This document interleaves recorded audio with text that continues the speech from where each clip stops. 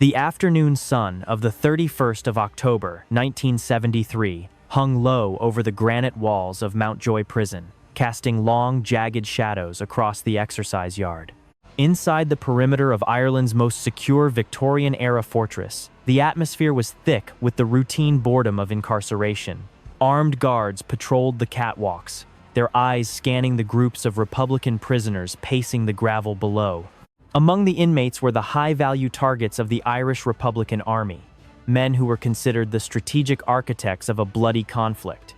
There was no sign of unrest, no whispered conspiracies, and certainly no indication that the heavy iron gates were about to be bypassed entirely. The sound began as a distant, rhythmic thrumming, a mechanical heartbeat that grew louder with every passing second. At first, the prison staff paid it little mind, assuming a government official or a wealthy businessman was traversing the Dublin skyline. But as the roar intensified, shaking the very glass in the sentry towers, a sleek Alouette 3 helicopter painted in the distinctive colors of the Irish Air Corps crested the prison walls. It descended with terrifying precision, the downdraft from its rotors whipping up a whirlwind of dust and debris that blinded the guards and sent the common prisoners scattering for cover.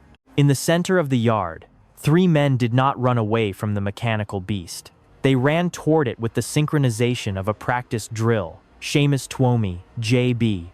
O'Hagan, and Kevin Mallon, the elite leadership of the Provisional IRA, had been waiting for this exact frequency. As the helicopter's skids hovered inches above the pavement, the side door slid open, revealing a masked man wielding a submachine gun. There was no hesitation, no cinematic dialogue, only the raw efficiency of a military extraction. The 3 fugitives scrambled into the cramped cabin, pulling themselves into the belly of the aircraft as the engine roared to a deafening pitch. The guards on the walls stood frozen, paralyzed by a combination of sheer disbelief and a restrictive chain of command.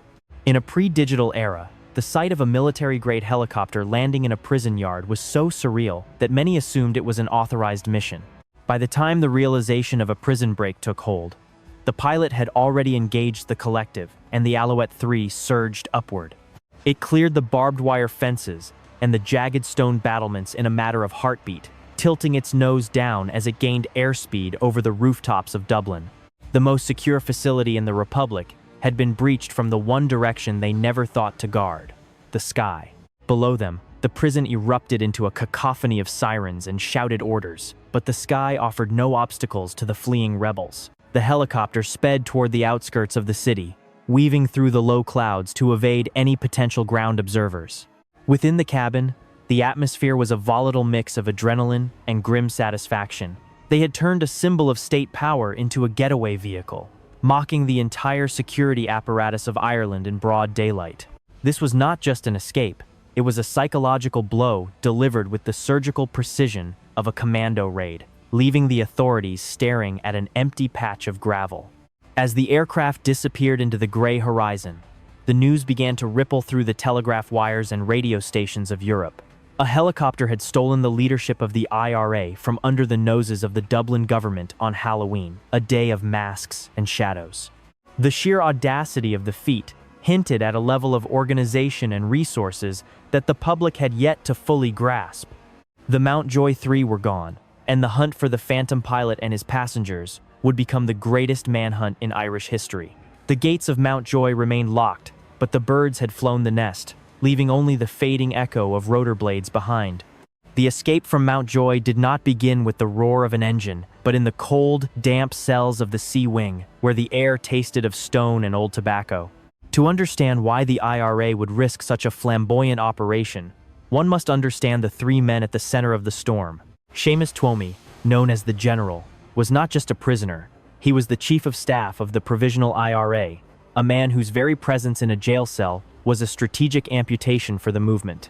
Alongside him were J.B. O'Hagan and Kevin Mallon, veteran Republicans whose expertise in logistics and tactical operations made them indispensable to the cause. Their imprisonment in 1973 was a major victory for the Dublin government, an attempt to decapitate the Hydra of the Irish Rebellion.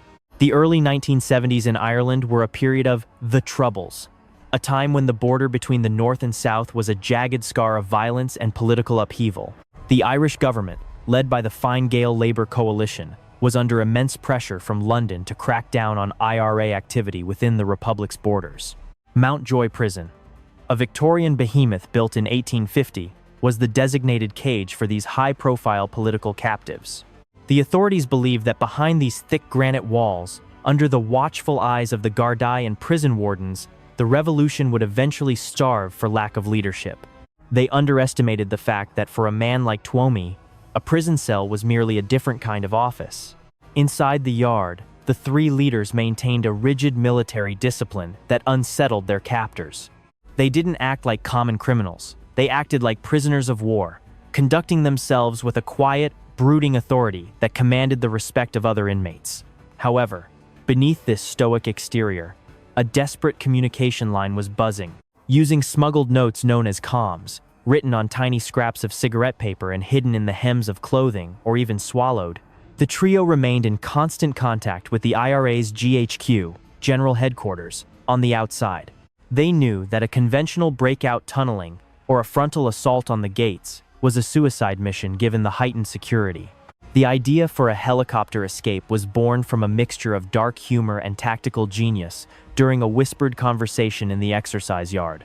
One of the men reportedly looked up at the open sky, the only part of Dublin not obscured by bars or stone, and remarked on how vulnerable the prison was from above. At the time, the concept was bordering on science fiction. No one had ever used a helicopter to breach a major European prison. But to the IRA's technical and overseas units, it was a logical solution to a geographical problem. If the walls were too thick to go through, and the gates too heavy to go under, they would simply go over. The motive for the rescue was as much about propaganda as it was about personnel. By 1973, the IRA was facing a crisis of morale, as more of its senior members were swept up in internment raids. A spectacular escape would serve as a lightning bolt of inspiration for their supporters, and a humiliating slap in the face for the Irish Minister for Justice, Patrick Cooney. It was a move designed to prove that no cage built by the state could hold the spirit of the Republic. The Mountjoy Three were the symbols of this defiance, and their freedom was priced at any cost, regardless of how daring or unthinkable the method might be. As the plan matured in the shadows of Dublin's safe houses, the conspirators began to study the flight paths of the Irish Air Corps and private charters. They needed a specific type of aircraft, a pilot who could be coerced, and a window of time so precise that even a 30-second delay would result in a massacre. The prisoners began to track the guards' routines with obsessive detail, noting the exact moments when the shifts changed and when the vigilance of the tower sentries wavered. They were no longer just inmates waiting for a trial. They were soldiers marking time, listening for the faint, distant hum of a bird that would carry them back into the war. The execution of Operation Alouette began not with a gunshot, but with a simple telephone call to a private aviation company based at Dublin Airport. On the morning of October 31, a man identifying himself as Mr. Leonard contacted the charter service, claiming to be a film scout looking to photograph potential movie locations in the Wicklow Mountains. It was a plausible cover story in an era where Ireland's rugged landscape was increasingly popular for international cinema. Leonard agreed to the standard fee and requested a specific aircraft, the Alouette 3, a reliable French-designed helicopter known for its agility and its ability to hover steadily in confined spaces. The pilot assigned to the flight was a veteran with years of experience, completely unaware that his scout was actually a high-ranking volunteer of the IRA's Dublin Brigade.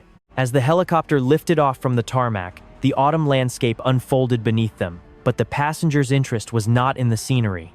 Once they cleared the immediate controlled airspace of the airport and headed toward the rural outskirts, the charade ended abruptly. The man known as Leonard produced a silenced handgun and pressed it against the pilot's ribs. With a chillingly calm voice, he informed the aviator that the flight plan had changed. They were no longer going to the mountains, but to a specific set of coordinates in the heart of the city. The hijacking was a masterpiece of intimidation and technical necessity. The IRA knew they couldn't fly the helicopter themselves without risking a crash or being shot down by the Air Corps, so they needed a professional at the controls who valued his life. The pilot was ordered to fly low, hugging the terrain to avoid radar detection, and to stay below the typical flight paths of commercial airliners. As they approached the urban sprawl of Dublin, the hijacker gave the final command: head for Mountjoy. The pilot, realizing the suicidal nature of the request, initially hesitated, but the cold steel against his side silenced any protest. To ensure the ground team was ready, the IRA had orchestrated a series of diversions across the city. Small-scale disturbances and false reports were fed to the Gardaí to draw patrol cars away from the North Circular Road area where the prison sat. Meanwhile, inside the walls, the Mountjoy 3 had received their final signal through a coded radio message broadcasted earlier that morning. They knew the bird would arrive during the afternoon exercise period, the only time they were all together in the open air. The timing had to be perfect. The Alouette had enough fuel for the mission, but not for a prolonged standoff with prison authorities. As the helicopter banked over the Royal Canal, the pilot saw the grim, gray silhouette of Mountjoy Prison loomed ahead. The hijacker pointed toward the interior exercise yard, a space barely larger than a basketball court, surrounded by high walls and lethal coils of barbed wire. It was a landing zone that would challenge even the most skilled pilot under normal conditions, let alone under the threat of death. The hijackers had calculated that the prison's anti-aircraft defenses were non-existent after all. Who would ever expect an aerial assault on a Victorian jail? The element of surprise was their primary weapon, and it was currently screaming toward the prison at 100 knots. The descent was a terrifying display of aeronautical skill. The pilot flared the helicopter, bleeding off speed as he dropped vertically into the well of the prison yard. The downdraft was so intense, it sent hats flying off the heads of stunned guards and created a blinding vortex of grit. For those few seconds, the hijacked Alouette was the most powerful entity in the Irish state, hovering defiantly in the very heart of its judicial system. The hijackers had found the ultimate loophole in the law. The three-dimensional space above the prison was a vacuum of authority, and they were about to fill it with the three most wanted men in Ireland. The high-pitched whine of the Alouette 3's turbine engine acted like a psychological flashbang, freezing the prison guards in a state of sensory overload. As the helicopter hovered barely a few feet above the gravel, the three prisoners, Twome, O'Hagan, and Mallon, bolted toward the open door.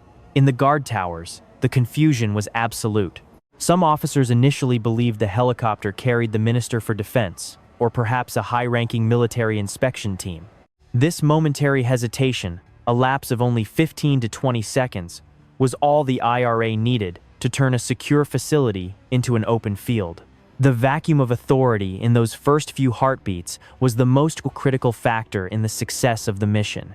One guard, realizing the gravity of the situation, drew his service revolver, but he was immediately met with the sight of a submachine gun barrel poking out from the helicopter's cabin.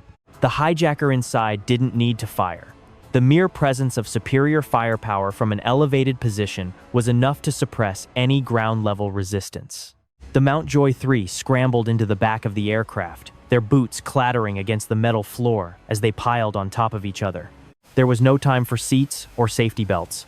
The pilot, feeling the shift in weight and seeing the last man clear the skid, pulled back hard on the collective, sending the machine surging upward into the Dublin sky. The escape was a masterpiece of 300 seconds of terror. From the moment the rotors crossed the prison wall to the moment the aircraft cleared the perimeter again, less than 5 minutes had elapsed. As the helicopter banked sharply over the Phibsborough neighborhood, the prisoners looked down at the shrinking gray mass of Mountjoy, a fortress that had been defeated by a single piece of French engineering. The pilot was ordered to fly toward the Baldoyle racecourse, a location chosen for its wide-open spaces and multiple exit routes. Behind them, the city of Dublin began to wake up to the crisis, with police sirens wailing and radio dispatchers struggling to make sense of reports of a stolen military bird. The tension inside the cabin was thick enough to touch. The fugitives knew that every second they remained in the air made them a target for the Irish Air Corps. However, the IRA had gambled on the fact that the government would be too slow to authorize a shoot-down order over a densely populated capital city. They were right. By the time the military command structure had verified the hijacking and scrambled a response, the Alouette was already descending toward a secluded spot near a disused railway line.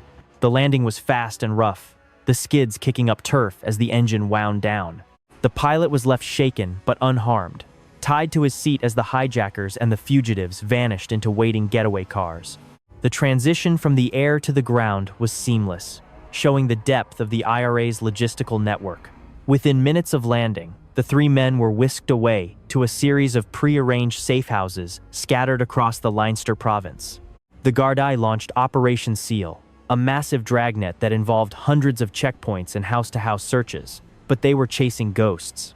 The fugitives had already changed clothes, switched vehicles 3 times, and entered a world of shadows where the local population was often more loyal to the cause than to the Dublin administration.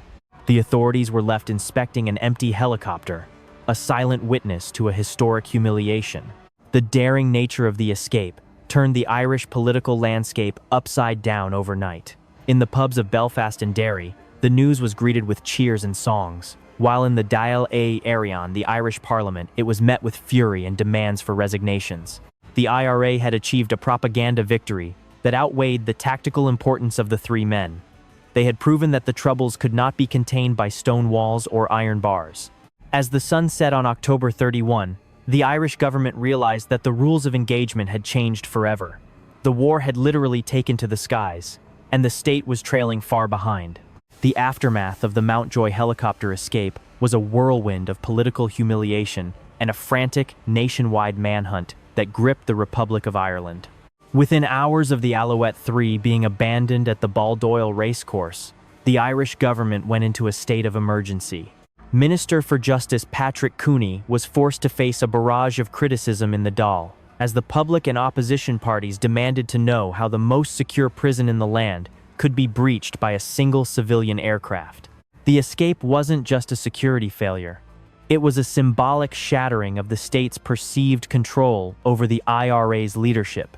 The government's response was swift and heavy-handed, leading to a massive surge in police raids and a tightening of emergency legislation across the country.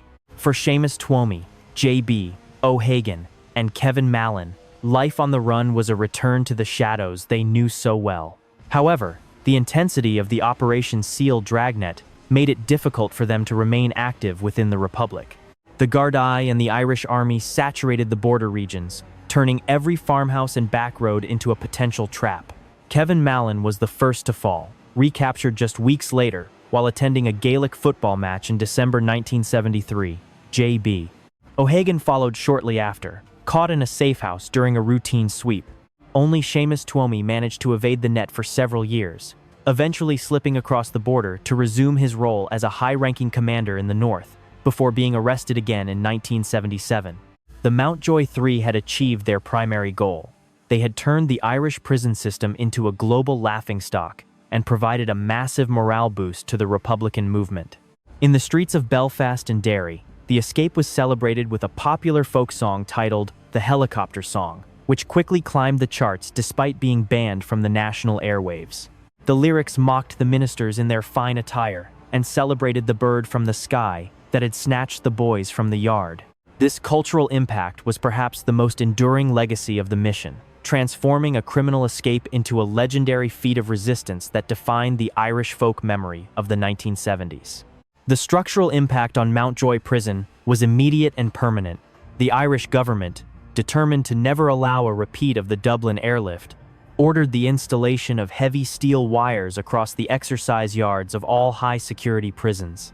These anti-helicopter nets became a standard feature of Irish penal architecture, a physical reminder of the day the sky fell in. Additionally, the rules regarding private helicopter charters were drastically tightened, with pilots required to notify security forces of any flight plans near government installations. The era of the gentlemanly Victorian prison was over, replaced by a modern, high-tech fortress mentality that viewed even the clouds as a potential threat. From a tactical perspective, the 1973 escape remains a textbook example of asymmetric warfare. The IRA had recognized that the state's security was built on the assumption that threats only came from the ground. By introducing a third dimension, the air they rendered millions of pounds worth of walls and gates completely irrelevant. It was a masterclass in identifying a single, overlooked vulnerability and exploiting it with maximum psychological effect. The mission proved that even the most formidable defense is only as strong as its weakest point of entry, a lesson that counterintelligence and prison authorities around the world continue to study to this day. As the decades passed, and the troubles eventually gave way to the peace process, the Mountjoy helicopter escape transitioned from a news headline into a historical curiosity. It stands as a testament to a time of extreme volatility, where the line between a cinematic heist and a political statement was blurred by the roar of rotor blades. The three men who climbed into that Alouette 3 are now figures of the past. But the story of the day they flew to freedom remains one of the most daring chapters in the history of global espionage and prison breaks. It serves as a haunting reminder that in the game of cat and mouse between the prisoner and the jailer, the most unexpected move is often the one that succeeds.